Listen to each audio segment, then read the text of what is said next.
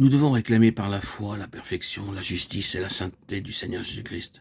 Il est notre sanctification. Or, c'est par lui que vous êtes en Jésus-Christ, lequel, de par Dieu, a été fait pour nous sagesse, justice et sanctification et rédemption. 1 Corinthiens 1,30. Si nous essayons de devenir saints par nous-mêmes, nous serons défaits et confondus. Mais par la foi, nous devons dire, Seigneur, tu es ma perfection, tu es ma sanctification, tu es ma vie, tu es ma force, et tu es tout pour moi. Ainsi, le veau nous rappelle que le Seigneur Jésus-Christ est devenu un sacrifice parfait en notre faveur. Il est notre sacrifice d'expiation, notre offrande de gâteau, notre sacrifice d'action de grâce, notre sacrifice de paix et notre holocauste. Dans les chapitres 5 et 6 du Lévitique, nous sont donnés les détails concernant ces sacrifices. Le Seigneur Jésus-Christ lui-même est le seul sacrifice grand et parfait.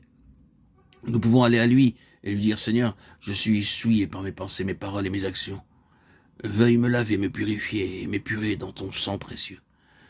C'est de cette façon que nous pouvons réclamer jour après jour son sang précieux pour notre purification. Le veau nous rappelle aussi que le Seigneur est celui qui porte nos fardeaux. Nous pouvons nous décharger sur lui de tous nos fardeaux.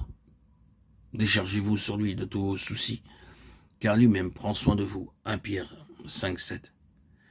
Il peut porter nos fardeaux personnels, familiaux et ceux de l'Église.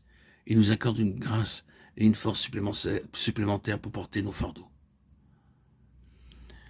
Le troisième être vivant, cité dans l'Apocalypse, avait la face d'un homme. Ceci montre que le Seigneur connaît toutes nos faiblesses. Car assurément, ce n'est pas à des anges qu'il vient en aide, mais c'est à la postérité d'Abraham. Hébreux 2,16. Si le Seigneur avait voulu, il aurait pu venir dans ce monde sous la forme d'un ange. Mais il s'est fait homme de sorte que nous pouvons aller à lui en toute liberté. Il a rencontré toute tentation possible que l'homme connaît, et il est demeuré sans péché. Pendant 40 jours, il fut tenté par le diable à travers toutes sortes de tentations. Je sais par expérience que mon Seigneur connaît toutes mes faiblesses, mes manquements et mes tentations. Il est mon souverain sacrificateur et je peux aller à lui sans aucune crainte et lui dire librement toutes choses de la façon suivante. Seigneur, c'est vrai que j'ai fait toutes ces choses, j'ai failli à ton égard. Je t'ai attristé toujours à nouveau, j'ai péché contre toi. Aie pitié de moi et lave-moi. Nous pouvons aller à lui avec hardiesse et il nous lavera, nous purifiera et nous relèvera. Toujours à nouveau, car il est notre souverain sacrificateur, miséricordieux, fidèle et vivant, qui fait propitiation pour les péchés du peuple. C'est pourquoi il dut en toutes choses être rendu semblable à ses frères, afin qu'il fût un miséricordieux et fidèle souverain sacrificateur dans les choses qui concernent Dieu, pour faire propitiation pour les péchés du peuple. Hébreux 2,17.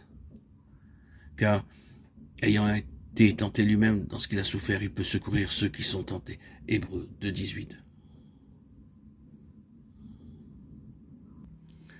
Quelle que soit notre faiblesse humaine ou notre besoin, le Seigneur les connaît entièrement. Dans le même but, Dieu s'est fait homme et est devenu un miséricordieux et fidèle souverain sacrificateur, afin de nous accorder la paix et de nous élever, tandis que nous venons à lui. Il nous dit, « Je ne te condamne pas, va et ne pêche plus. » Quel sauveur!